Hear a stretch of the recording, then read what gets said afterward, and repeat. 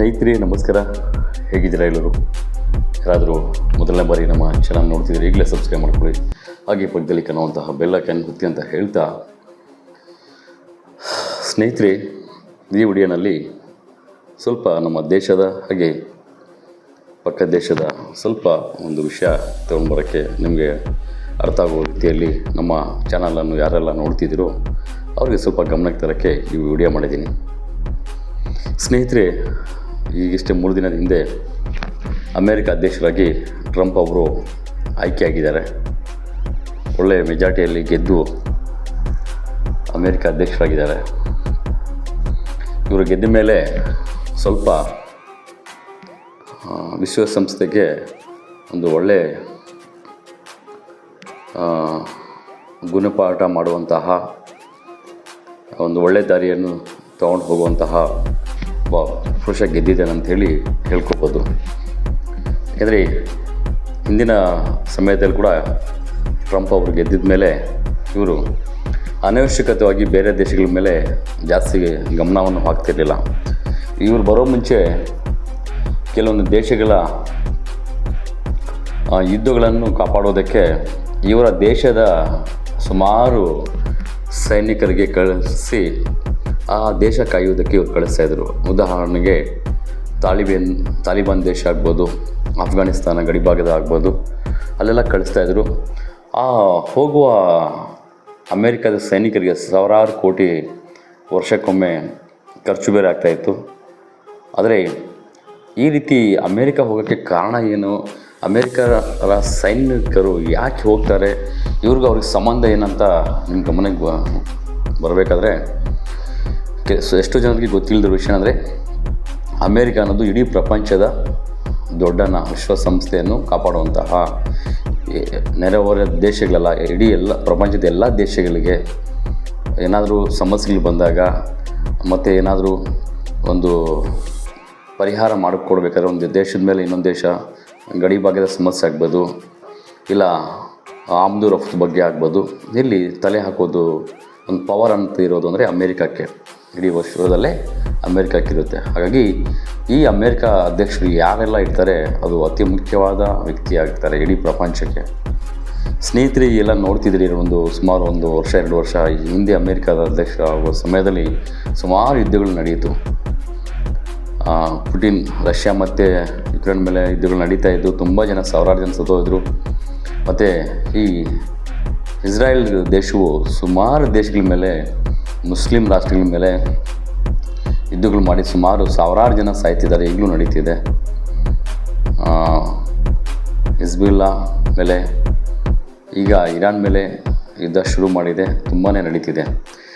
ಈ ರೀತಿ ಯುದ್ಧಗಳು ಮಾಡಿಕೊಂಡು ಹೋದರೆ ಇಲ್ಲಿ ಸಮಸ್ಯೆ ಆಗೋದು ಆ 2 ದೇಶಗಳು ಮಾತ್ರ ಅಲ್ಲ, ಇಡೀ ಪ್ರಪಂಚಕ್ಕೆ ತೊಂದರೆ ಆಗುತ್ತೆ.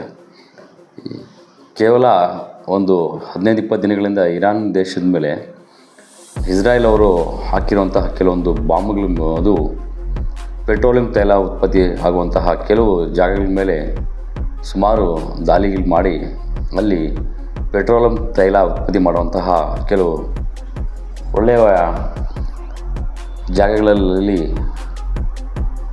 ಇಡೀ ಪ್ರಪಂಚಕ್ಕೆ ಪೆಟ್ರೋಲಿಯಂ ಉತ್ಪತ್ತಿ ಮಾಡಿ ರಫ್ತು ಮಾಡುವಂತಹ ದೇಶ ಇರಾನ್ ದೇಶ. ಅಲ್ಲಿ ಬಿದ್ದಿರುವಂತಹ ಬಾಂಬುಗಳ ದಾಳಿಯಿಂದ ಇವತ್ತು ಪೆಟ್ರೋಲಿಯಂ ತೈಲ ಜಾಸ್ತಿ ಆಗುವ ಸಾಧ್ಯತೆ ಜಾಸ್ತಿ ಇದೆ. ಕೇವಲ 1-2 ದೇಶಗಳಿಗಲ್ಲ, ಇಡೀ ಪ್ರಪಂಚಕ್ಕೆ. ಇದನ್ನು ಗಮನದಲ್ಲಿಟ್ಕೊಂಡು ವಿಶ್ವಸಂಸ್ಥೆಯನ್ನು ಗಮನಿಸಿ ತಕ್ಷಣ ಯುದ್ಧವನ್ನು ನಿಲ್ಲಿಸಬೇಕಾಗಿತ್ತು. ಆದರೆ ಈ ಹಿಂದೆ ಇದ್ದ ಅಮೇರಿಕ ಅಧ್ಯಕ್ಷ ಕೇವಲ ಯಹೂದಿಗಳಿಗೆ ಸಪೋರ್ಟ್ ಮಾಡುತ್ತಾ, ಕ್ರಿಶ್ಚಿಯನ್ಸ್ಗೆ ಸಪೋರ್ಟ್ ಮಾಡುತ್ತಾ ಇವರು ಮುಸ್ಲಿಂ ರಾಷ್ಟ್ರ ಮೇಲೆ ಯುದ್ಧಗಳು ಮಾಡೋಕ್ಕಂತ ಕಳಿಸಿದರು, ಸಪೋರ್ಟ್ ಮಾಡಿದ್ರು. ಎಲ್ಲ ಯುದ್ಧಕ್ಕೆ ಬೇಕಾಗಿರುವಂತಹ ಎಲ್ಲ ರಾಕೆಟ್ಗಳಾಗ್ಬೋದು, ಯುದ್ಧ ವಿಮಾನಗಳಾಗ್ಬೋದು, ಎಲ್ಲ ಸಪ್ಲೈ ಕೊಡ್ತು ಅಮೇರಿಕ. ನೇರವಾಗಿ ಕೊಡ್ತು, ಗೊತ್ತಿಲ್ಲದೇನೂ ಕೊಡ್ತು. ಆದರೆ ಇದರಿಂದ ಕೇವಲ ಅಲ್ಲಿ ಸಮಸ್ಯೆ ಆಗೋದು, ಇರಾನ್ ಮೇಲೆ ಹಾಕುವ ಬಾಂಬ್ಗಳಿಂದ, ಒಂದು ಯುದ್ಧಗಳಿಂದ ಇರಾನ್ಗೆ ಅಷ್ಟೇ ನಷ್ಟ ಆಗಲ್ಲ, ಇಡೀ ಪ್ರಪಂಚಕ್ಕೆ ನಷ್ಟ ಆಗುತ್ತೆ. ಅದು ಅರ್ಥ ಮಾಡ್ಕೋಬೇಕು. ಆದರೆ ಯಾವಾಗ ಒಂದು ಈ ಜಾತಿ ರಾಜಕೀಯ, ಒಂದು ಜಾತಿಗಳ ಮೇಲೆ ಟಾರ್ಗೆಟ್ ಇಟ್ಕೊಂಡು ಒಂದು ಜಾತಿಗೆ ನೋಡಿದ್ರೆ ಆಗಲ್ಲ ಅನ್ನೋಂಥವ್ರು ಏನಾದರೂ ಈ ಅಮೇರಿಕ ಅಧ್ಯಕ್ಷರಾಗಿ ನಿಂತ್ಕೊಂಡ್ರೆ ಪ್ರಪಂಚನೇ ಇರಲ್ಲ. ಆ ರೀತಿ ತುಂಬ ಭಯ ಆಗ್ತಾಯಿತ್ತು ಎಲ್ಲರಿಗೂ. ದೊಡ್ಡ ದೊಡ್ಡ ಗಣ್ಯರಿಗೆ, ಒಂದು ರಾಜಕೀಯ ನಾಲೆಡ್ಜ್ ಇರೋರಿಗೆ ಪ್ರಪಂಚದ ಏನೆಲ್ಲ ನಡೀತಿದೆ ಅಂತ ಹೇಳೋರಿಗೆ ತುಂಬ ಜನ ಏನಾಗ್ತಾಯಿದೆ, ಇರಾನ್ ಮೇಲೆ ಗಲಾಟೆ ಆಗ್ತಾಯಿದೆ, ಇರಾನ್ ಇರಾಕ್ ಮೇಲೆ ಇಸ್ರಾಯೇಲ್ ಮಾಡ್ತಾರೆ ಯುದ್ಧಗಳು. ಯಾರು ಹೇಳಿದ್ರು, ವಿಶ್ವಸಂಸ್ಥೆ ಹೇಳಿದ್ರು, ಅಮೇರಿಕ ಅವ್ರು ಹೇಳಿದ್ರು ನಿಲ್ಲಿಸಲಿಲ್ಲ. ಅದು ಇರೋದಿಷ್ಟು ಆ್ಯಕ್ಚುಲಿ ಇರೋದು ನಿಮಗೆಲ್ಲ ಗೊತ್ತಿದ್ರೆ ಚರಿತ್ರೆ. ಇಸ್ರಾಯೇಲ್ ಇರೋ ಜಾಗ ಮುಸ್ಲಿಂ ದೇಶ, ಮುಸ್ಲಿಂ ಕಂಟ್ರಿಗಳಿಗೆ ಹೊಂದಿರುವಂತಹ ಜಾಗದಲ್ಲಿ ಕೇವಲ ಯೇಸು ಹುಟ್ಟಿರೋ ಜಾಗ ಅಂಥೇಳಿ ಅವರು ಜಾಗ ಕೇಳ್ಕೊಂಡು ಅಲ್ಲಿ ಟೆಂಟ್ಗಳು ಹಾಕ್ಕೊಂಡು ಕೂತ್ಕೊಂಡು ಇವತ್ತು ಅವ್ರ ಮೇಲೆ ಗಲಾಟೆ ಮಾಡ್ತಿರೋದು. ನ್ಯಾಯಪೂರ್ವಕವಾಗಿ ಹೋದರೆ ಇಸ್ರಾಯೇಲ್ಗೆ ಆ ಜಾಗಕ್ಕೂ ಸಂಬಂಧನೇ ಇಲ್ಲ. ಆದರೆ ಕೇವಲ ಜಾತಿ ರಾಜಕೀಯ ಮಾಡಿ ಸಪೋರ್ಟ್ ಮಾಡಿರುವಂತಹ ಈ ಹಿಂದೆ ಇದ್ದಂತಹ ಅಮೇರಿಕ ಅಧ್ಯಕ್ಷರ ನೆರವಿನಲ್ಲಿ ಈ ಯುದ್ಧಗಳು ಶುರುವಾಯಿತು. ಆದರೆ ಟ್ರಂಪ್ ಬಂದ ತಕ್ಷಣ ಹೇಳ್ದ, ನಾನು ಯುದ್ಧಗಳು ಮಾಡೋದಕ್ಕೆ ಅವಕಾಶ ಕೊಡಲ್ಲ ಅಂತ. ಅದು ಒಂದು ಆಯಿತು. ಎರಡನೇದಾಗಿ, ನಾನು ಯಾವುದೆಲ್ಲ ದೇಶಗಳನ್ನು ಕಾಯೋದಕ್ಕೆ ನಮ್ಮ ಸೈನಿಕರನ್ನು ಕಳಿಸಿದ್ದೀನೋ ಅದು ತಕ್ಷಣ ಪುನಃ ವಾಪಸ್ ತಗೊತೀನಿ. ಮೊದಲು ನಮ್ಮ ದೇಶ ಅಭಿವೃದ್ಧಿ ಮಾಡಬೇಕು. ಹಾಗೆ ಸ್ವಲ್ಪ ತೆರಿಗೆ ಹಣದಲ್ಲಿ ಟ್ಯಾಕ್ಸ್ ಕಡಿಮೆ ಮಾಡಬೇಕು. ತುಂಬ ಹೆಚ್ಚು ಟ್ಯಾಕ್ಸ್ ಕಟ್ಟಿ ಜನಕ್ಕೆ ತೊಂದರೆ ಆಗ್ತಿದೆ. ಮತ್ತು ನಮ್ಮ ದೇಶ ಈಗಲೇ ಸ್ವಲ್ಪ ಕಷ್ಟದಲ್ಲಿದೆ. ಬೇರೆ ಬೇರೆ ಎಲ್ಲ ಕಂಟ್ರಿಗಳ ಮೇಲೆ ನಮ್ಮ ದೇಶದ ಏನೆಲ್ಲ ವೈಜ್ಞಾನಿಕವಾಗಿ ಅಭಿವೃದ್ಧಿ ಆಗುವಂತಹ ಕೆಲವು ಪದಾರ್ಥಗಳು ಆಗ್ಬೋದು, ಕೆಲವು ವಸ್ತುಗಳನ್ನು ತಯಾರಿ ಮಾಡುವಂತಹ ಕಾರ್ಖಾನೆಗಳು ಎಲ್ಲ ದೇಶಗಳ ಮೇಲೆ ನಮ್ಮ ಪ್ರಾಡಕ್ಟ್ಸ್ಗಳು ಅಭಿವೃದ್ಧಿ ಮಾಡೋ ರೀತಿ ಮಾಡಬೇಕು ಅಂಥೇಳಿ ಸುಮಾರು 10 ಭರವಸೆಗಳು ಕೊಟ್ಟರು. ತಕ್ಷಣ ಯುದ್ಧ ನಿಲ್ಲಿಸಬೇಕು ಎಲ್ಲ ದೇಶಗಳು ಅಂಥೇಳಿ ಖಡಕ್ಕಾಗಿ ವಾರ್ನಿಂಗ್ ಕೊಡ್ತಾ ಎಲ್ಲರಿಗೂ ಹೇಳಿದರು. ಈ ರೀತಿ ಬದಲಾವಣೆಗಳು, ಒಂದು ಒಳ್ಳೆಯ ನಾಯಕತ್ವ, ದೇಶ ಅಭಿವೃದ್ಧಿ ಆಗಬೇಕು, ಪ್ರಪಂಚದಲ್ಲಿ ಯಾವುದೇ ರೀತಿಯ ಸಮಸ್ಯೆಗಳುಂಟು ಆಗಬಾರ್ದು ಅಂದರೆ ಈ ರೀತಿಯ ವ್ಯಕ್ತಿಗಳು ಬೇಕು. ನೋಡಿ, ಚೀನಾದಲ್ಲಿ ಎಲ್ಲ ಜಾತಿಗಳು ಇದ್ರೂ ಚೀನಾದ ಒಂದೇ ಒಂದು ಗುರಿ. ಚೀನಾದ ಅಧ್ಯಕ್ಷರು ಅವ್ರದ್ದು ಏನು ಗೊತ್ತಾ ಗುರಿ?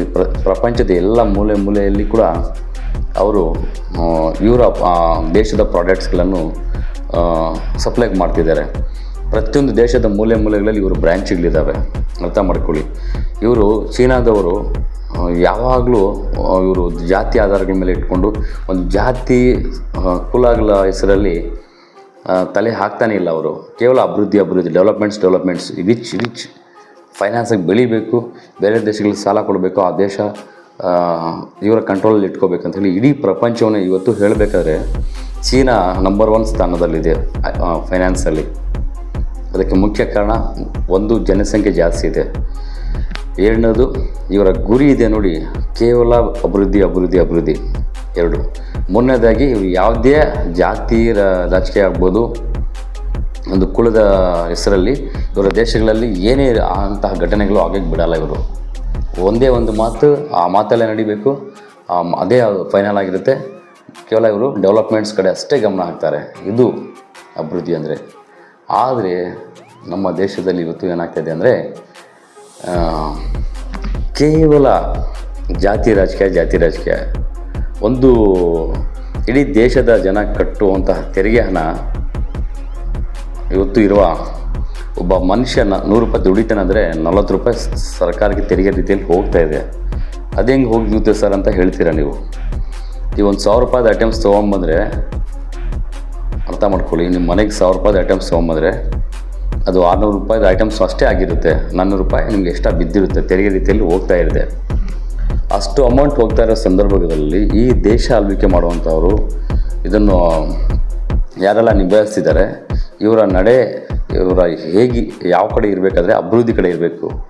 ಆದರೆ ಈ ಬರ್ತಾ ಇರುವಂಥ ತೆರಿಗೆ ಹಣದಲ್ಲಿ ಇವರು ದುರುಪಯೋಗ ಮಾಡಿಕೊಂಡು ಎಲ್ಲೆಲ್ಲೋ ಗಮನಗಳು, ಏನೇನು ಅಭಿವೃದ್ಧಿ ಮಾಡ್ತಿದ್ದಾರೆ. ದೇಶದ ಸಾಲ ಇವತ್ತು 10 ವರ್ಷದ ಹಿಂದೆ 52 ಲಕ್ಷ ಕೋಟಿ ಇದ್ದಿದ್ದು ಇವತ್ತು 252 ಲಕ್ಷ ಕೋಟಿ ಆಗಿದೆ. ಆದರೆ ಈ ಗೋಧಿ ಮೀಡಿಯಾಗಳು, ಬಕೆಟ್ ಹಿಡಿಯುವಂಥ ಮೀಡಿಯಾಗಳು ಇವತ್ತು ನಮ್ಮ ದೇಶ ಅಭಿವೃದ್ಧಿ ಕಡೆ ಹೋಗ್ತಾ ಇದೆ ಅಂತ ಹೇಳ್ತಿದ್ದಾರೆ ಹೊರತು ಸಾಲದ ಕಡೆ ಹೋಗ್ತಾ ಇದೆ, ಡೌನ್ಗೆ ಆಗ್ತಾಯಿದೆ ಅಂತ ಯಾರೂ ಇರೋ ಫ್ಯಾಕ್ಟ್ ಹೇಳ್ತಿಲ್ಲ. ಇವತ್ತು ಎಲ್ಲಿ ನೋಡಿ ದೇಶದ ಎಲ್ಲ ರಾಜ್ಯಗಳಲ್ಲಿ ಒಂದೇ ಒಂದು ಜನರಿಗೆ ಯಾಮಾರಿಸೋಕ್ಕೆ ಇವರು ತಿಂತಿರೋಂತಹ ಭ್ರಷ್ಟಾಚಾರಕ್ಕೆ ತೆರಿಗೆ ಹಾಕ್ತಿರುವಂತಹ ತೆರಿಗೆ ವಸೂಲು ಮಾಡ್ತಿರೋ ಹಣದಲ್ಲಿ ಇವರು ಅಭಿವೃದ್ಧಿ ಮಾಡ್ತಿದ್ದಾರೆ ಇಲ್ವಾ ಅಂಥೇಳಿ ಜನರಿಗೆ ಆ ಕಡೆ ಗಮನ ಹಾಕ್ದಂಗೆ ಕೇವಲ ಒಂದೇ ಒಂದು ಪದ ಹಿಂದೂಗಳು ಹಿಂದುತ್ವ ಅಂತ ಪದ ಬಳಸ್ಕೊಂಡು ಜನರ ಗಮನ ಎಲ್ಲ ಆ ಕಡೆ ಹಾಕ್ತಾಯಿದೆ ಹೊರತು ಅಭಿವೃದ್ಧಿ ಮಾತ್ರ ಶೂನ್ಯ. ಇವತ್ತು ದೊಡ್ಡ ದೊಡ್ಡ ಕಂಪ್ನಿಗಳೆಲ್ಲ ಬೇರೆ ದೇಶಗಳಿಂದ ಬಂದಿರುವಂತಹ ಕಂಪ್ನಿಗಳು ಇಲ್ಲಿ ಕಟ್ಟಬೇಕಾಗಿರೋ ತೆರಿಗೆ ಹಣಕ್ಕೆ ಮ್ಯಾನೇಜ್ಮೆಂಟ್ ಮಾಡೋಕ್ಕೆ ಆಗದೆ ಅವರವ್ರದ್ದು ಕಂಟ್ರಿಗಳಿಗೆ ಹೋಗ್ಬಿಟ್ಟಿದ್ದಾವೆ. ಎಷ್ಟೋ ಯುವಕರು ವಿದ್ಯಾವಂತರು ಇವತ್ತು ಜಾಬ್ಗಳಿಲ್ಲ ಅಂಥೇಳಿ ಬೇರೆ ದೇಶಗಳಿಗೆ ಹೋಗಿದ್ದಾರೆ, ನಮ್ಮ ದೇಶಗಳಲ್ಲಿ ಜಾಬ್ ಸಿಗ್ತಿಲ್ಲ ಅಂತ. ಇದಕ್ಕೆಲ್ಲ ಮುಖ್ಯ ಕಾರಣ ನಮ್ಮ ದೇಶ ಆಳ್ವಿಕೆ ಮಾಡುವಂತಹ ಸರ್ಕಾರಗಳು ಅಭಿವೃದ್ಧಿ ಕಡೆ ಗಮನವೇ ಇಲ್ಲ, ಬದಲಾಗಿ ಕೇವಲ ಜಾತಿ ರಾಜಕೀಯ, ರಾಜ್ಯಗಳಲ್ಲಿ ಜಾತಿ ರಾಜಕೀಯ ತುಂಬಾ ಇದು ನಡೀತಿದೆ. ಯಾಕೆ ಈ ಮಾತು ಹೇಳ್ತಿದ್ದೀನಿ ಅಂದರೆ, ಒಂದು ದೇಶ ಅಭಿವೃದ್ಧಿ ಆಗಬೇಕಾದ್ರೆ ಆ ದೇಶದಲ್ಲಿರುವಂಥ ಪ್ರತಿಯೊಬ್ಬ ಮನುಷ್ಯನು ಈಕ್ವಲಾಗಿ ದುಡಿಬೇಕು, ಸಂಪಾದನೆ ಮಾಡಬೇಕು. ಚೆನ್ನಾಗಿ ಸಂಪಾದನೆ ಮಾಡ್ಕೊಂಡು ಹೋದ್ರೇ ಸರ್ಕಾರಕ್ಕೆ ತೆರಿಗೆ ಅಂತ ವಸೂಲಾಗೋದು. ಎಲ್ಲರೂ ನೆಮ್ಮದಿಯಾಗಿ ಬೆಳಗ್ಗೆ ಎದ್ದಬೇಕು, ಅವ್ರವ್ರ ಕೆಲಸ ಕಾರ್ಯಗಳಲ್ಲಿ ಚೆನ್ನಾಗಿದ್ರೇ ಮಾತ್ರ ದೇಶ ಅಭಿವೃದ್ಧಿ ಆಗುತ್ತೆ. ಹೊರತು ಯುವಕರಲ್ಲಿ ಒಂದು ಜಾತಿಯ ಹೆಸರುಗಳಲ್ಲೂ ಗಮನ ಹಾಕಿಬಿಟ್ಟು ಅವ್ರ ತಲೆ ಬಿಸಿ ಮಾಡ್ತಿದ್ದಾರೆ ರಾಜಕಾರಣಿಗಳು.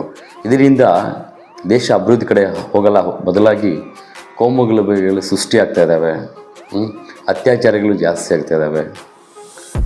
ಇವತ್ತು ಒಬ್ಬ ಯುವಕರು ವಿದ್ಯಾರ್ಥಿಗಳು ಚೆನ್ನಾಗಿ ಓದಬೇಕು, ನಮ್ಮ ಅಪ್ಪ ಅಮ್ಮನಿಗೆ ಒಂದು ಒಳ್ಳೆಯ ಹೆಸರು ತರಬೇಕು, ನಾನು ಡಾಕ್ಟರ್ ಆಗಬೇಕು, ಇಂಜಿನಿಯರ್ ಆಗಬೇಕು, IAS ಅಧಿಕಾರಿ ಆಗಬೇಕಂತ ಅವನು ಯೋಚನೆ ಮಾಡ್ತಾ ಇರ್ತಾರೆ. ಆದರೆ ಕೆಲವು ರಾಜಕಾರಣಿಗಳು ಅವರ ಹೇಳಿಕೆಗಳನ್ನು ನೋಡಿ ಈಗಲೇ ಯುವಕರು ವಿದ್ಯಾರ್ಥಿಗಳು ಒಂದು ಕೋಮುಗಲಭೆಗಳೇ ಸೃಷ್ಟಿ ಮಾಡುವಂತಹ ತಲೆಯಲ್ಲಿ ಜಾತಿಯ ಒಂದು ಹುಳುಗಳು ಬಿಟ್ಕೊಂಡು ಬರೀ ಅದರಲ್ಲೇ ಗಮನದಲ್ಲಿ ಇದ್ದಾರೆ. ಸ್ಟೇಟ್ಮೆಂಟ್ ಕೊಡೋನು ಒಬ್ಬನು ಯಾರೋ ಬೋಲಿ ಮಗ ಕೊಡ್ತಾನೆ, 1000 ಜನ ಸೇರಿರ್ತಾರೆ, ಅವನ ಅದ್ರ ಕಡೆ ಬರೀ ಈ 1000 ಜನ ತಲೆ ಬಿಸಿ ಮಾಡೋಕ್ಕೆ ಅವನು ಸ್ಟೇಟ್ಮೆಂಟ್ ಕೊಡ್ತಾನೆ. ಆದರೆ ಆ 1000 ಜನ ಈ ಭಾಷಣ ಕೇಳಿಬಿಟ್ಟು ಹೌದು ನಿಜ ಏನು ಹಾಗೆ ಏನು ಅಂಥೇಳಿ ಇವರ ಸುಳ್ಳು ಪ್ರಚಾರಗಳು, ಸುಳ್ಳು ಸುದ್ದಿಗಳು, ಒಂದು ಜಾತಿಯ ಮೇಲೆ ಬರೀ ಅವ್ರ ಬಂಡವಾಳ ಆ ಜಾತಿ ಮೇಲೆ ಟಾರ್ಗೆಟ್ ಅಲ್ಲ. ಇವಾಗ ಯಾವುದೋ ಒಬ್ಬರ ಮಿನಿಸ್ಟ್ರು ಬರ್ತಾನೆ, ಇಲ್ಲ ಒಂದು MLA ಶಾಸಕರು ಬರ್ತಾನೆ, ಏನು ಮಾಡಿದೆ ಅಂತ ಕೇಳೋಕ್ಕೆ ಮುಂಚೆನೇ ಜನರ ಮೈಂಡ್ ಡೈವರ್ಟ್ಸ್ ಮಾಡಿ ನಾವೆಲ್ಲ ಹಿಂದೂಗಳು ನಾವು ಒಂದಾಗಿರಬೇಕು, ಹಿಂದೂಗಳು ಕಾಪಾಡ್ಕೊಂಡು ಏನೋ ಈ ಕಡೆ ಗಮನ ಹಾಕಿಬಿಡ್ತಾರೆ. ಏನೋ ಇಲ್ಲಿ ನಮ್ಮ ಜಾತಿಗೆ ಹಿಂದೂಗಳಿಗೆ ಏನೋ ತೊಂದರೆ ಆಗುತ್ತಾ ಇದೆ ಅನ್ನೋ ರೀತಿಯಲ್ಲಿ ಅವ್ರ ಗಮನ ಆ ಕಡೆ ಹೋಗ್ತಾ ಇದೆ ಹೊರತು ಇವತ್ತು ಎಷ್ಟು ಜನ ವಿದ್ಯಾರ್ಥಿಗಳು ಯುವಕರು ಜಾಬ್ಗಳು ಇಲ್ಲ ಅಂಥೇಳಿ ಉತ್ತಮ ಉನ್ನತ ಶಿಕ್ಷಣ ಪಡೆದಿರುವಂಥ ಎಲ್ಲ ಬೇರೆ ದೇಶಗಳಿಗೆ ಹೋಗ್ತಾ ಇದ್ದಾರೆ. ಹಾಗೆ ಶಿಕ್ಷಣ ಎಲ್ಲ ಮುಗ್ದಿರುವಂಥವ್ರು ಕೊನೆಗೆ ಜಾಬ್ ಸಿಕ್ಕಿಲ್ಲ ಅಂಥೇಳಿ ಹಳ್ಳಿ ಕಡೆ ಹರಟೆ ಹೊಡ್ಕೊಂಡಿದ್ದಾರೆ. ಹರಟೆ ಹೊಡ್ಕೊಂಡು ವಿದ್ಯಾರ್ಥಿಗಳಿಗೆ ಇವರು ಹಾಗೂ ಸುಮ್ಮನೆ ಬಿಡಲ್ಲ. ರಾಜಕಾರಣಿ ಸಮಯದಲ್ಲಿ ಚುನಾವಣೆ ಸಂದರ್ಭಗಳಲ್ಲಿ ಡ್ರಿಂಕ್ಸ್ ಕೊಡೋದು, ಫಿಲ್ಬ್ರಿಯಾಗಿ ಡ್ರಿಂಕ್ಸ್ ಕೊಡೋದು, ಅವ್ರು ಕರ್ಕೊಂಡು ಹೋಗೋದು. ಒನ್ಸ್ ಏನಾದರೂ ಡ್ರಿಂಕ್ಸ್ ಗಲಾಟೆ ಆದರೆ ಅವ್ನು ಮತ್ತೆ ಬಿಡೋಲ್ಲ. ಚುನಾವಣೆ ಬಳಸ್ಕೊಂಡು ಅವನ ದಾರಿಗಳು ಎಷ್ಟು ಜನ ಇವತ್ತು ಸುಮಾರು 40-50% ಯುವಕರು ಹಾಳಾಗಿ ಹೋಗ್ತಿದ್ದಾರೆ. ಯುವಕರು ಯಾವಾಗ ಹಾಳಾಗಿ ಹೋಗ್ತಾರೋ ಅಭಿವೃದ್ಧಿ ಆಗಲ್ವೋ, ಅವ್ರಿಗೆ ಕೆಲಸಗಳು ಸಿಗಲ್ವೋ, ಆ ದೇಶ ಉದ್ಧಾರ ಆಗಲ್ಲ. ಅರ್ಥ ಮಾಡ್ಕೊಳ್ಳಿ, ಯೋಚನೆ ಮಾಡೋದು ತುಂಬ ಇದೆ. ಇವತ್ತು ಭಾರತ ಪಾಪ್ಯುಲೇಷನ್ ಅಂದರೆ ಜನಸಂಖ್ಯೆಯಲ್ಲಿ ಮೊದಲನೇ ಸ್ಥಾನದಲ್ಲಿದೆ. ಇವತ್ತು ಆ ಜನಸಂಖ್ಯೆಯನ್ನು ಆ ಮ್ಯಾನ್ ಪವರನ್ನು ತಗೊಂಡು ಒಳ್ಳೆಯ ರೀತಿಯಲ್ಲಿ ಅಭಿವೃದ್ಧಿ ಆಗ್ಬೋದು. ಇಡೀ ಪ್ರಪಂಚಕ್ಕೆ ಒಂದು ಮಾದರಿಯಾಗಿ ಬೆಳಿಬೋದು. ಇಡೀ ಪ್ರಪಂಚವನ್ನೇ ಒಂದು ಅಲ್ಲಾಡಿಸುವಂಥ ಪವರ್ ನಮ್ಮ ದೇಶದಲ್ಲಿದೆ. ನಮ್ಮ ದೇಶದ ಜನಸಂಖ್ಯೆ ಅಷ್ಟಿದೆ. ಒಳ್ಳೆಯ ವಾತಾವರಣ, ಯಾವ ರೀತಿಯ ಒಂದು ಉತ್ಪನ್ನಗಳನ್ನು ತಯಾರು ಮಾಡುವಂತಹ ಎಲ್ಲ ಗುಣಮಟ್ಟದ ವಾತಾವರಣ ನಮ್ಮ ದೇಶದಲ್ಲಿದೆ. ಆದರೆ ಇಲ್ಲಿ ಅಭಿವೃದ್ಧಿಯ ಕಡೆಯನ್ನು ಬಿಟ್ಟು ಕೇವಲ ಜಾತಿ ರಾಜಕೀಯ ನಡೀತಿದೆ. ಇದರಿಂದ ದೊಡ್ಡ ಸಮಸ್ಯೆಗಳು ಬೀಳೋದು, ಚಿಕ್ಕದಾಗಿ ಸಮಸ್ಯೆ ಬರಲ್ಲ. ಬರ್ತಾ ಯುವಕರು ದಾರಿ ತಪ್ಪೋ ಕೆಲಸಗಳು ಮಾಡ್ತಾರೆ, ದೊಡ್ಡ ಸಮಸ್ಯೆಗಳಾಗ್ತವೆ. ಇವತ್ತು ನೋಡಿ, ಬಾಗಲಕೋಟೆಯಲ್ಲಿ ವಿಜಯನಗರ ಶಾಸಕರಾದಂತಹ ಬಸವನಗೌಡ ಪಾಟೀಲ್ ಯತ್ನಾಳ್ ಅವರು ಒಂದು ದೇವಸ್ಥಾನದ ಪೂಜೆಯಲ್ಲಿ ದೇವಸ್ಥಾನ ಉದ್ಘಾಟನೆ ಪೂಜೆಯಲ್ಲಿ ಕರೆದಿದ್ರು ಗೆಸ್ಟಾಗಿ ಬರಪ್ಪ ಅಂತ ಕರೆದಿದ್ರೆ ಆ ದೇವಸ್ಥಾನದ ಉದ್ಘಾಟನೆಯಲ್ಲಿ ಆ ದೇವಸ್ಥಾನ ಕಟ್ಟಕ್ಕೆ ಎಲ್ಲ ಜಾತಿಗಳವರು ಹಿಂದೂ ಮುಸ್ಲಿಮ್ಸ್ ಕ್ರಿಶ್ಚಿಯನ್ಸ್ ಎಲ್ಲರೂ ಹಣ ಹಾಕಿ ದೇವಸ್ಥಾನ ಕಟ್ಟಿದ್ದಾರೆ. ಅಲ್ಲಿ ಮುಸ್ಲಿಮ್ಸವ್ರು ಕೂಡ 6.5 ಲಕ್ಷ ಕೊಟ್ಟಿದ್ದಾರೆ ದೇವಸ್ಥಾನ ಕಟ್ಟೋದಕ್ಕೆ. ಅಲ್ಲಿ ಭಾಷಣ ಮಾಡೋಕ್ಕೆ ದೇವಸ್ಥಾನದ ಉದ್ಘಾಟನೆ ಕಾರ್ಯಕ್ರಮ ಕರೆದಿದ್ರೆ ಈ ಮಹಾ ಮೇಧಾವಿ ಯತ್ನಾಳು ಅಲ್ಲಿ ಹೋಗ್ಬಿಟ್ಟು ಅಲ್ಲಿ ಕೂಡ ಈತನ ಬರೀ ಈ ಒಂದು ಬಂಡವಾಳನೇ ಹಿಂದೂಗಳಿಗೂ ಅಭಿವೃದ್ಧಿ ಮಾಡಬೇಕು ಅಂತ ಅಲ್ಲ, ಹಿಂದೂಗಳು ನಾವು ಒಗ್ಗಟ್ಟಾಗಬೇಕು, ನಾವು ಸಮಸ್ಯೆಯಲ್ಲಿದ್ದೀವಿ, ನಮ್ಮ ಮುಸ್ಲಿಮಾನರವ್ರಿಗೆ ಅಭಿವೃದ್ಧಿ ಆಗಕ್ಕೆ ಬಿಡಬಾರ್ದು, ಅವರು ನಮ್ಮ ಶತ್ರುಗಳು, ಮುಸ್ಲಿಮಾನರವರು ತುಂಬ ಈ ದೇಶದ ಶತ್ರುಗಳು ಅಂತ ಹೇಳ್ಕೊಂಡು ಏನೇನೋ ಭಾಷಣ ಮಾಡೋದೇ ಈತನ ಬಂಡವಾಳ. ಜನ ಈತನ ಒಂದು ವೇದಿಕೆಗೆ ಬಂದರೆ ಇವನ್ನ ಏನು ಅಭಿವೃದ್ಧಿ ಮಾಡಿದ್ದೀನಿ, ನಾನು ಏನು ಕಿತ್ತಿ ಬೀಸಾಕಿದ್ದೀನಿ ಅಂತ ಹೇಳಲ್ಲ, ಬರೀ ಹಿಂದುತ್ವ ಹೆಸರು ಹೇಳ್ಕೊಂಡು ಒಂದು ಮಾಡ್ತಾಯಿದ್ದ. ಇವತ್ತು ಬಾಗಲಕೋಟೆಯಲ್ಲಿ ಅದೇ ಭಾಷಣ ಮಾಡೋಕ್ಕೆ ಹೋದಾಗ ಜನ ಮೆಟ್ಟಲ್ಲಿ ಹೊಡೆದು ಅವಲೇ ಬಂದಿರೋದು ನೀವು ಬಂದಿರೋದು ಏನಕ್ಕೆ ರೀ, ದೇವಸ್ಥಾನದ ಉದ್ಘಾಟನೆ ಕಾರ್ಯಕ್ರಮಕ್ಕೆ ನೀನು ಕರೆದಿದ್ರೆ ನೀನು ಮಾತಾಡ್ತಾ ಇರೋದೇನು, ನಾವೆಲ್ಲ ಸಹಬಾಳ್ವೆಯಿಂದ ತುಂಬ ಚೆನ್ನಾಗಿದ್ದೀವಿ ಇಲ್ಲಿ, ಹಿಂದೂ ಮುಸ್ಲಿಮ್ಸ್ ಎಲ್ಲ ಇಲ್ಲಿ ಎಲ್ಲ ಹಿಂದೂಗಳು ಮುಸ್ಲಿಮ್ಗಳೆಲ್ಲ ಸೇರಿ ಒಗ್ಗಟ್ಟಾಗಿ ಹಣ ವಸೂಲು ಮಾಡಿ ದೇವಸ್ಥಾನ ಕಟ್ಟಿದ್ದೀವಿ. ನೀವು ಇಲ್ಲಿ ನಿನ್ನ ರಾಜಕೀಯ ಮಾಡೋಕ್ಕೆ ಬರಬೇಡ ಅಂಥೇಳಿ ವೇದಿಕೆಯಿಂದ ಇಳಿಸಿಬಿಟ್ಟು ಮೆಟ್ಟಲ್ಲಿ ಹೊಡೋದು ರೀತಿ ಕಳಿಸಿದ್ದಾರೆ ಪಾಠ ಮಾಡಿ. ಅವನ ಮುಖ ಒಂದು ಮೆತ್ತಿಗೆ ಮಾಡ್ಕೊಂಡು ಹೋಗಿದ್ದಾರೆ. ಎಲ್ಲ ಈ ಸಮಾಜಕ್ಕೆ ಕಂಟಕ ತರುವಂಥ ವ್ಯಕ್ತಿಗಳಿವರು. ಇವತ್ತು ಬಾಗಲಕೋಟೆಯಲ್ಲಿ ಆ ರೀತಿಯಲ್ಲಿ ಇಡೀ ರಾಜ್ಯದಲ್ಲೇ ಈ ರೀತಿ ಅವ್ರಿಗೆ ಮೆಟ್ಟಲ್ಲಿ ಹೊಡೆದು ಮಾಡಿದ್ರೆ ಯುವಕರಲ್ಲಿ ಮನಸ್ಸು ಪರಿಶುದ್ಧವಾಗಿರುತ್ತೆ. ಮುಸ್ಲಿಮ್ಸ್ಗೆ ಇವನು ಎಷ್ಟು ಪಾಠ ಮಾಡಿ ಬೈತಾ ಇದ್ದಾನೋ ಎಲ್ಲ ಕಡೆನೂ, ಇವನು ಬಂಡವಾಳನೇ ಮುಸ್ಲಿಮ್ಸ್. ಆದರೆ ಅವ್ರು ಯಾವ ತಲೆ ಕೆಡಿಸ್ಕೊತಿಲ್ಲ ಮುಸ್ಲಿಮ್ಸು. ಅವ್ರ ಪಾಟಿಗೆ ಅವರು ಕಟ್ಟಿಗೆ ಕೆಲಸ ಕೂಲಿಯವನು ಮೆಕ್ಯಾನಿಕ್ ಮಾಡ್ತಾನೆ. ಇವನು ಅವ್ರು 100 ಜನ ಬಂದರೂ ಅವ್ರ ತಲೆ ಕೆಡಿಸ್ಕೊಳ್ಳಲ್ಲ. ಯಾವುದೋ ನಾಯಿ ಬಗಲ್ತಾ ಇದೆ ಬಿಡು ಅಂತ ಹೇಳಿ ತಲೆ ಕೆಡಿಸ್ಕೊ ಅವ್ರ ಪಾಠ ಅವ್ರು ಮಾಡ್ತಾರೆ. ಬಟ್ ಇವನು ನಿದ್ದೆ ಮಾಡುವಾಗ ಇವ್ರದ್ದೇ ಆಪೋಸಿಟ್, ಮಲ್ಕೊಳ್ಳುವಾಗ ಇವ್ರದ್ದೇ ಆಪೋಸಿಟ್. ಇವನು ಕಿತ್ತು ಬಿಸಾಕೋದು ಏನಿಲ್ಲ ಅಲ್ಲಿ, ಏನು ರೋಗ ಇವ್ರಿಗೆ ಅಂತ. ಇಂಥವರು ಒಂದು 8-10 ನಾಯಿಗಳಿದ್ದಾವೆ ರಾಜ್ಯದಲ್ಲಿ. ಆ 8-10 ನಾಯಿಗಳಿಂದ ಇಡೀ ಇವತ್ತು ರಾಜ್ಯದಲ್ಲಿ ಪ್ರತಿಯೊಬ್ಬ ಹಿಂದೂ ಯುವಕರ ಮನಸ್ಸಲ್ಲಿ ಅವರ ಗುರಿಗಳನ್ನು ಮುರಿದುಕೊಂಡು ಈ ಕಡೆ ಗಮನ ಹಾಕೋ ರೀತಿ ಆಗ್ತಿದ್ದಾರೆ. ಯಾಕೆ ಈ ರೀತಿ ಹೇಳ್ತಿದ್ದೀನಿ ಅಂದರೆ, ಇವರ ಭಾಷಣ ಕೇಳಿದ್ರು, ಇವರ ಚಾನಲ್ಗಳಲ್ಲಿ ವಿಡಿಯೋಗಳಲ್ಲಿ ನೋಡಿಬಿಟ್ಟು ನಿಜ ಏನು ಅಂತ ಅಂದ್ಕೊಂಡು ಸುಳ್ಳನ್ನು ಇವರು ಅದೇ ಬಂಡವಾಳ ಮಾಡಿಕೊಂಡು ಯುವಕರ ಗಮನದಲ್ಲಿ ಅಭಿವೃದ್ಧಿ ಮಾಡಬೇಕು. ನಮ್ಮ ಅಪ್ಪ ಅಮ್ಮಗೆ ಎಷ್ಟೋ ಕಷ್ಟಪಟ್ಟು ಓದಿಸಿದ್ದಾರೆ, ನಾನು ಕನಿಷ್ಠ ಒಂದು ಜಾಬ್ ಇಲ್ಲ, ಏನಾದರೂ ಒಂದು 4 ಕಾಸು ಸಂಪಾದನೆ ಮಾಡಿ ಅಪ್ಪ ಅಮ್ಮನಿಗೆ ನಾನು ಒಂದು ಬಲವಾಗಿ ನಿಂತ್ಕೊಂಡು ಅವ್ರ ಸಹಾಯ ಆಗೋ ನಾನು ಕಡೆನೇ ಇಲ್ಲ. ಈ ಬೋಲಿ ಮಕ್ಕಳು ಪಾಠ ಮಾಡಿಕೊಂಡು ಅವರ ಒಂದು ಕೋಮುಗಲುಗಳು ಮೈಂಡಲ್ಲಿ ಹಾಕ್ಕೊಂಡು ಒಂದು ಗಲಭೆಗಳು ಸೃಷ್ಟಿ ಮಾಡೋದು ಈ ಬೋಲಿ ಮಕ್ಕಳಿಂದ. ಇವತ್ತು ಅವರು ಆಲ್ರೆಡಿ ಬಡತನದಲ್ಲಿ ಇರ್ತಾರೆ. ಆ ಕೇಸ್ ಈ ಕೇಸ್ ಅಂತ ಹೇಳಿ ಕೋರ್ಟ್ಗಳು ಸುತ್ತಾಡ್ತಾ ಇರೋರು ಸಾವಿರಾರು ಜನ ಇದ್ದಾರೆ ಇಂಥ ಬೋಲಿ ಮಕ್ಕಳಿಂದ. ಇವತ್ತು ಬಾಗಲಕೋಟೆಯಲ್ಲಿ ಯತ್ನಾಳ್ ಸಾಹೇಬರಿಗೆ ಒಳ್ಳೆ ಪಾಠ ಮಾಡಿದ್ದಾರೆ. ಯಾಕೆ ಮಾತಾಡ್ತಾನೆ ಇವನು, ಏನು ರೋಗ ಬಂದಿದೆಯಾ ಅಂತ ಬರೀ ಜಾತಿ ಭಾಷಣನೇ ಮಾಡ್ತಾನೆ. ಅಭಿವೃದ್ಧಿ ಕಡೆ ಇವತ್ತು ಮನಸ್ಸು ನೋವಾಗೋದು ವಿಷಯ ಏನಂದರೆ, ಇಡೀ ದೇಶದಲ್ಲೇ 2ನೇ ಸ್ಥಾನದಲ್ಲಿ ನಾವು ತೆರಿಗೆ ಕಟ್ಟೋದು ರಾಜ್ಯ ನಮ್ಮದು. ಮೊದಲನೇದಾಗಿ ಮಹಾರಾಷ್ಟ್ರ ಹೆಚ್ಚು ತೆರಿಗೆ ಕಟ್ಟುತ್ತೆ, 2ನೇದಾಗಿ ನಮ್ಮ ರಾಜ್ಯ ಕರ್ನಾಟಕ. ಆದರೆ ನಮ್ಮ ರಾಜ್ಯದಿಂದ ಹೋಗುವಂತಹ ಸುಮಾರು 2,63,000 ಕೋಟಿ 2,63,000 ಕೋಟಿ ತೆರಿಗೆ ಹೋಗ್ತಿದೆ ಕೇಂದ್ರ ಸರ್ಕಾರಕ್ಕೆ. ಆದರೆ ನಮಗೆ ಬರ್ತಾ ಇರೋದು ಕೇವಲ ಸಾವಿರಗಳು ಅಷ್ಟೇ, 30,000 ಕೋಟಿ ಅಥವಾ 40,000 ಕೋಟಿ ಬರ್ತಾ ಇದೆ. ಬೇರೆ ಕಡೆ ನಮ್ಮ ಉಳಿದ ಹಣ ಎಲ್ಲ ಅಲ್ಲಿ ಉತ್ತರ ಭಾರತದ ಕಡೆ ಹಾಕಿ ಆ ಕಡೆ ಡೆವಲಪ್ ಮಾಡ್ಕೊತಿದ್ದಾರೆ. ಗುಜರಾತು, ಉತ್ತರ ಭಾರತ, ಆ ಕಡೆ ರಾಜ್ಯಗಳಿಗೆ. ಅದನ್ನು ಕೇಳಿ ನಮ್ಮ ರಾಜ್ಯಗಳಿಗೆ ನೋಡಿ, ಕೋಲಾರ, ಚಿಕ್ಕಬಳ್ಳಾಪುರ, ತುಮಕೂರು, ಚಿತ್ರದುರ್ಗ ಮತ್ತು ಕೆಲವು ಈ ಕಡೆ ಬರುವಂತಹ ಡ್ರೈಲ್ಯಾಂಡ್ಸ್ಗಳಿಗೆ ನದಿಗಳೆಲ್ಲ ಜೋಡಣೆ ಮಾಡಿಸಿ ನೀರು ಒಂದು ಸರಬರಾಜು ಮಾಡಿದ್ರೆ ಎಷ್ಟು ರೈತರು ಒಂದು ಶಾಶ್ವತವಾಗಿ ವ್ಯವಸಾಯ ಮಾಡಿಕೊಂಡು ಎಷ್ಟು ಬೆಳೆಗಳು ಮಾಡಿಕೊಂಡು ಎಷ್ಟು ಬೆಳೀತಾರೆ, ಅದ್ರ ಬಗ್ಗೆ ಧ್ವನಿ ಎತ್ತಲ್ಲ. ನಮಗೆ ಈ ಕಡೆ ಅಭಿವೃದ್ಧಿ ಮಾಡಿ ಅಂತ ಹೇಳಿ ಧ್ವನಿ ಎತ್ತಲ್ಲ, ಕೇಂದ್ರ ಸರ್ಕಾರಕ್ಕೆ ಮನವಿ ಮಾಡಲ್ಲ. ಇಲ್ಲಿ ಯುವಕರಿಗೆ ಅಭಿವೃದ್ಧಿ ಆಗೋ ರೀತಿ ಆಂಧ್ರದಲ್ಲಿ ನೋಡಿ, ಪೆನಗೊಂಡ ಸೈಡಲ್ಲಿ ಒಂದು ಒಳ್ಳೆ ಕಿಯೋ ಕಂಪ್ನಿ ಕಾರುಗಳು ಶೋರೂಮ್ ಆಗಿರೋದ್ರಿಂದ ಅಲ್ಲಿ ಭೂಮಿಯ ರೇಟ್ ತುಂಬ ಹತ್ತರಷ್ಟು ಆಗಿದೆ, ಸಾವಿರಾರು ಜನಕ್ಕೆ ಕೆಲಸ ಸಿಕ್ಕಿದೆ. ಆ ಥರ ದೊಡ್ಡ ದೊಡ್ಡ ಪ್ರಾಜೆಕ್ಟ್ಸ್ ತೊಗೊಂಡು ಬಂದು ಇಲ್ಲಿ ಅಭಿವೃದ್ಧಿ ಮಾಡಿ ಅಂತ ಕೇಳಲ್ಲ. ಬದಲಾಗಿ ಬರೀ ಕೋಮುಗಳು. ಇವತ್ತು ಇಡೀ ದೇಶದಲ್ಲಿ ಯಾವ ರೀತಿ ತೆರಿಗೆ ಕಟ್ಟೋದ್ರಲ್ಲಿ ನಂಬರ್ 1 ಇದೆ ನಮ್ಮ ರಾಜ್ಯ, ಅದೇ ರೀತಿ ಇವತ್ತು ದಿನಗಳಲ್ಲಿ ಕೋಮು ಗಲಭೆಗಳಲ್ಲಿ, ಅತ್ಯಾಚಾರಗಳಲ್ಲಿ ನಂಬರ್ 1 ಸ್ಥಾನಕ್ಕೆ ಬರ್ತಾ ಇದೆ. ಇದಕ್ಕೆಲ್ಲ ಕಾರಣ ಇಡೀ ರಾಜ್ಯದಲ್ಲಿ ಒಂದು 8-10 ತಲೆಗಳು ಇದ್ದಾವೆ. ದೊಡ್ಡ ಬೋಲಿ ನನ್ನ ಮಕ್ಕಳು ಇವರು. ಇಡೀ ಯುವಕರ ಶಕ್ತಿಯನ್ನು, ಯುವಕರ ಗಮನವನ್ನು ಬೇರೆ ಕಡೆಗೆ ತಗೊಂಡು ಹೋಗ್ತಿದ್ದಾರೆ ಇವರು. ಪ್ರತಿಯೊಬ್ಬರು ಇದರ ಕಡೆ ಗಮನ ಹಾಕಿ ಪ್ರತಿಯೊಬ್ಬರು ಇಲ್ಲಿ ಹಿಂದೂ ಮುಸ್ಲಿಮ್ಸ್ ಅಂತ ಬರಲ್ಲ.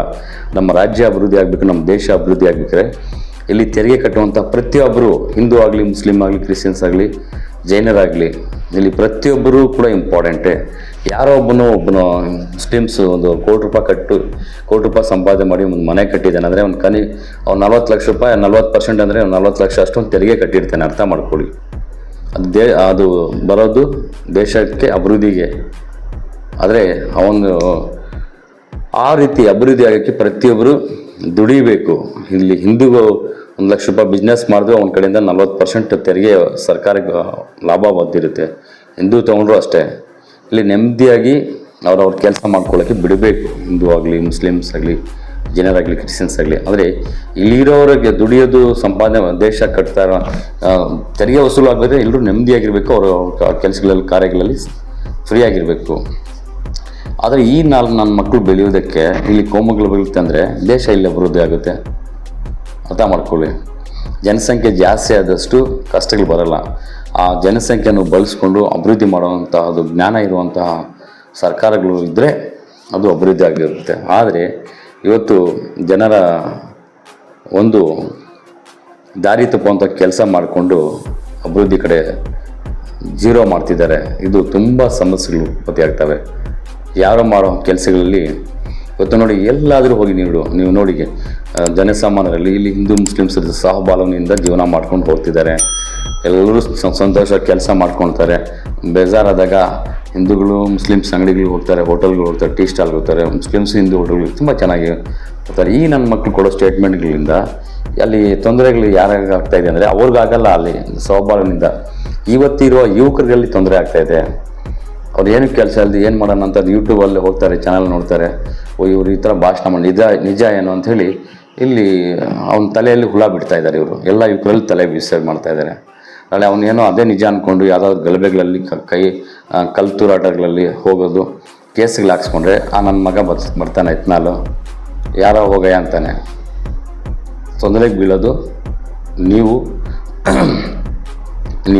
ಏನು ಕೇಸ್ ಹಾಕ್ಸ್ಕೊಂಡಿರ್ತೀರೋ ಆ ಕೇಸ್ ಮುಖಾಂತರವಾಗಿ ಜೀವನ ಪೂರ್ತಿ ನರಕ ಅನುಭವಿಸ್ಬೇಕಾಗ್ತದೆ. ಹಾಗಾಗಿ ಯಾರೆಲ್ಲ ಈ ಜಾತಿ ಹೆಸರು ಇಟ್ಕೊಂಡು ನಿಂದನೆಗಳ ಭಾಷಣ ಮಾಡ್ತಾನೋ, ಇವತ್ತು ಬಾಗಲಕೋಟೆಯಲ್ಲಿ ಆಗುವ ರೀತಿಯಲ್ಲಿ ಎತ್ನಾಲ್ಗೆ ಯಾವ ರೀತಿ ಪಾಠ ಮಾಡಿದಾರೋ ಆ ರೀತಿ ಪಾಠ ಮಾಡಬೇಕು. ಆವಾಗ ಮಾತ್ರ ಜನ ನೆಮ್ಮದಿಯಾಗಿ ಅವರ ಕೆಲಸ ಕಾರ್ಯಗಳಲ್ಲಿ ಮಾಡ್ಕೊಂಡು ಹೋಗ್ತಾರೆ. ಯುವಕರು ಅವರ ಗಮನ ಅಭಿವೃದ್ಧಿ ಕಡೆ ಹಾಕ್ತಾರೆ. ಇಲ್ಲಾಂದರೆ ಬರೀ ಜಾತಿ ರಾಜಕೀಯದಲ್ಲಿ ಇಟ್ಕೊಂಡು ಬೆಳಗ್ಗೆ ಸಾಯಂಕಾಲ ಸಮಯ ಕಾಯ್ತಿರ್ತಾರೆ ಗಲಾಟೆಗಳು ಆಗೋಕ್ಕೆ. ಇವತ್ತು ನೆಮ್ಮದಿ ಹಾಳಾಗ್ತಿದೆ ಎಲ್ಲ. ಇಡೀ ಕರ್ನಾಟಕದಲ್ಲಿ ಈ ಕೆಲವೊಂದು 8-10 ಜನ ಮಾಡುವಂಥ ಕೆಲಸಗಳಿಗೆ ಇಡೀ ಕರ್ನಾಟಕಕ್ಕೆ ತೊಂದರೆ ಆಗ್ತಾ ಇದ್ದಾವೆ. ಇಂಥದಕ್ಕೆ ಆಸ್ಪಾದನೆ ಕೊಡಬೇಡಿ ಅಂಥೇಳಿ ನನ್ನ ಈ ಸಂದೇಶ ಈ ವಿಡಿಯೋದಲ್ಲಿ. ದಯಮಾಡಿ ಎಲ್ಲರೂ ಏನಾದರೂ ಒಂದು ಕೆಲಸ ಮಾಡಿ, ಫ್ರೀಯಾಗಿರೋಕ್ಕೆ ಬಿಡಬೇಡಿ. ಹಾಗೆ ರಾಜಕಾರಣಿಗಳ ಹಿಂದೆ ಹೋಗೋಕ್ಕೆ ಮಾತ್ರ ಬಿಡಬೇಡಿ. ನಿಮ್ಮ ಮಕ್ಕಳಿಗೆ ನಾನು ಹೇಳ್ತೀನಿ, ಕಲಕಲಿ ನಿಮಗೆ ಊಟ ಮಾಡೋಕ್ಕೆ, ಅಡುಗೆ ಮಾಡ್ಕೊಳ್ಳೋಕ್ಕೆ ಇಲ್ಲ, ಊಟಕ್ಕೆ ಇಲ್ಲ ಅಂದರೂ ಪರವಾಗಿಲ್ಲ, ಒಂದು ಹೊತ್ತು ಹಸುವಿಂದ ಇದ್ದರೂ ಪರವಾಗಿಲ್ಲ, ರಾಜಕೀಯದ ಹುಚ್ಚಿ ಹಾಕಬೇಡಿ ಮಕ್ಕಳಿಗೆ. ಅದರ ಹಿಂದೆ ಹೋದರೆ ಅವನು ಸ್ಪಾಯ್ಲ್ ಮಾಡಿಬಿಡ್ತಾರೆ. ಇವರು ಏನೂ ಕುಡಿಯೋ ಅಭ್ಯಾಸ ಇರಲ್ಲ, ಅವ್ನು ಕುಡಿಸ್ತಾರೆ. ಕೆಟ್ಟ ಅಭ್ಯಾಸಗಳಿಗೆ ಹೋಗಿಬಿಟ್ಟು ಇವತ್ತು ಜೀವನಗಳು ನಾಶ ಆಗ್ತಾಯಿದ್ದಾವೆ. ದಯಮಾಡಿ ಅವ್ರ ಕಾಲ ಮೇಲೆ ಅವ್ರು ನಿಂತ್ಕೊಳ್ಳೋಕ್ಕೆ ಅಭಿವೃದ್ಧಿ ಕಡೆ ಗಮನ ಹಾಕಿ ಅಂತ ಹೇಳ್ತಾ, ಈ ಸುದ್ದಿ ಇಷ್ಟ ಆದರೆ ಲೈಕ್ ಮಾಡಿ ಅಂತ ಹೇಳಿ ನಮಸ್ಕಾರ, ಧನ್ಯವಾದಗಳು.